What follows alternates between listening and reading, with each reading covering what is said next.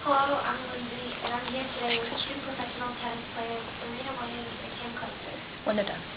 Last week, on September 12, 2009, these two players faced each other in their semi-final match of the U.S. Open, which was held at the Billie Jean King National Tennis Center in Flushing, New York.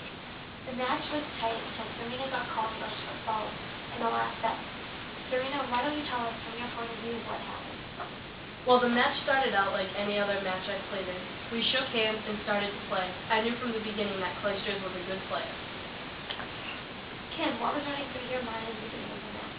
I was so nervous at the beginning of the match. I hadn't faced Serena in 2.5 years, and I know what a good player she is. This is my first tournament back since taking maternity leave to have my daughter. Serena, how confident were you going into the match? Going into the match, I felt confident that I would have a good shot at beating Kim. Since she had just had a child, I didn't think she'd be as good as she was the last time we played each other. But when things were tight, I was nervous. Kim, at the end of the match, Serena did something, but it seemed like you weren't very aware of it. Did you know what was happening? No, I was very confused at the end of the match. I watched the whole thing happen, but I wasn't really sure what was going on. Then all of a sudden, the officials told me I won, and Serena came over the net to shake my hand and congratulate me. Serena, what exactly happened for the official to call a penalty point on you? When I went to serve the ball, I got called on a football when I believed I didn't do it. So I walked up to the official, and I lost control.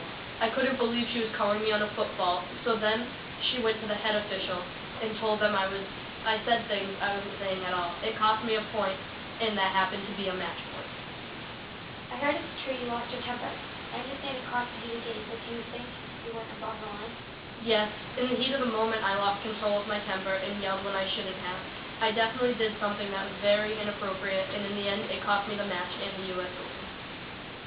Serena, Lewis said you went up to the line judge with a ball in your hand, pointing the racket at her.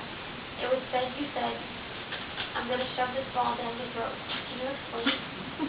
I didn't say what the line judge believes I said. I did say some things out of anger, but I didn't use the words that she said I used or make any of the threats she said I made. Kim, does any of this sound familiar to you, and do you wish it had turned out differently? Yep, this sounds familiar to me. It's what I saw happen, but I couldn't hear what Serena or the line judge were actually saying to each other. I wish the match didn't have to end this way, but rules are rules. Okay, thank you. Thank you both for your time. Serena, is there any last words you would like to say? I wish things had happened differently, but Kim did put up a good fight. It would have been interesting to see who really would have won, but I'm happy it was Kim that got to move on. I'm happy for her. Okay, thank you. That is all we have time for today. Thank you for tuning in.